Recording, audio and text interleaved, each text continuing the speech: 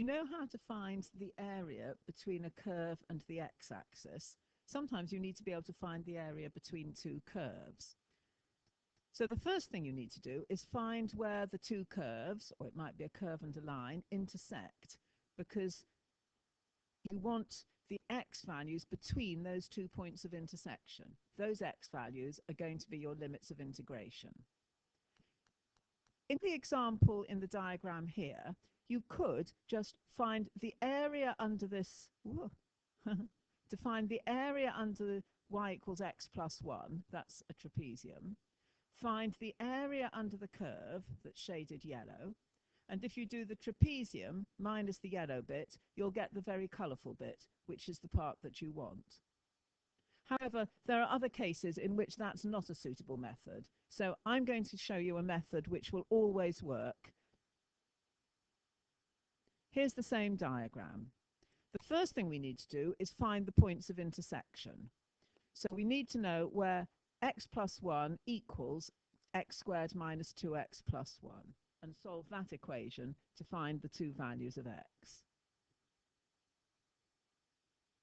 The line and the curve intersect where x is 0 and where x is 3. So we're going to be integrating from x equals 0 to x equals 3.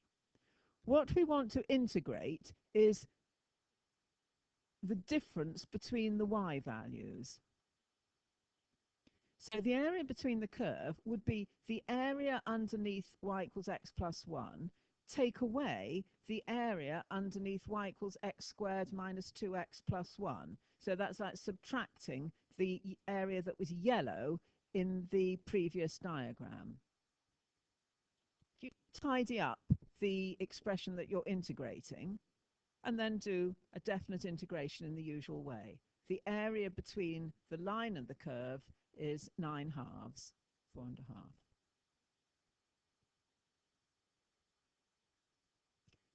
Here's another example. This one would be extremely difficult to do by finding one area, finding another, and subtracting it. But the method I've just shown you works easily. You first need to find the points of intersection. This is where 2x minus 3 will equal x times 4 minus x. We solve it to find the two values of x. These will be our limits of integration.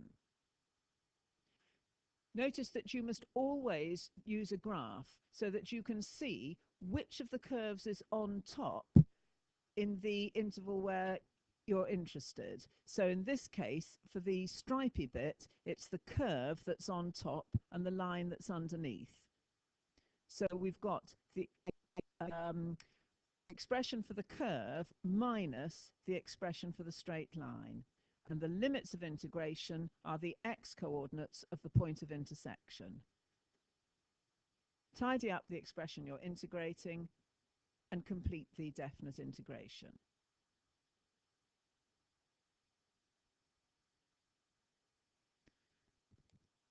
Sometimes one curve is above for one part and one curve is above for another part. When that happens, you have to work out the two areas separately. This time they're both curves rather than a line and a curve. We start by finding the points of intersection. This time they're going to be 3 of them. We'll need to do 2 definite integrations, one going from x equals 0 to x equals 1, and then the other going from x equals 1 to x equals 3, because the curve that's on top isn't the same all the way through. So we'll start with the area between x equals 0 and x equals 1. For this one, the on top curve is y equals x cubed, so it's that one minus y equals 4x squared minus 3x. And you do it in the same way. Tidy up the expression you're integrating and carry out the definite integral. So we found R1, now we want to find R2. So we integrate from x equals 1 to x equals 3 But this time, the on top curve is y equals 4x squared minus 3x. So we have y equals 4x squared minus 3x minus x cubed, rather than the other way round. Everything else is the same. Calculate the area of the part I called R2, and the total area shaded red, will be the sum of those two areas I found. And if you get the subtraction the right way round, the area will always come out positive. If instead of finding R1 and R2 separately, you'd integrated all in one from 0 to 3, what you would have found would be the difference between these two areas here, one area minus the other.